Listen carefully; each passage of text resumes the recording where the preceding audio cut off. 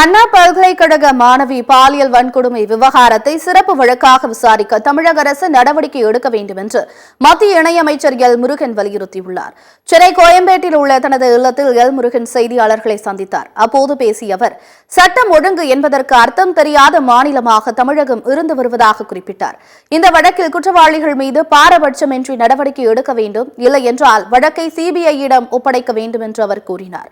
அம்பேத்கர் விவகாரம் குறித்து போராடிய திருமாவளவன் அண்ணா பல்கலைக்கழக மாணவி விவகாரம் தொடர்பாக நியாயம் கேட்டு போராட வேண்டும் என்று எல் முருகன் தெரிவித்தார்.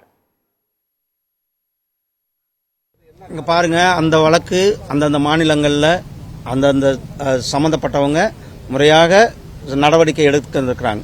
நாம தமிழ்நாட்டில் நம்மளுடைய தமிழ் மாணவி, இங்கு ஒரு அண்ணா பல்கலைக்கழகத்தினுடைய மாணவி பாதிக்கப்பட்டிருக்கிறார். அவர் கூட இருப்பதுதான் எங்களுடைய பாரதிய ஜனதா கட்சியினுடைய நோக்கமாக இருக்கிறது. அந்த மாணவிக்கு நீதி கிடைக்கின்ற பணியை நாங்கள் செய்து கொண்டிருக்கின்றோம்.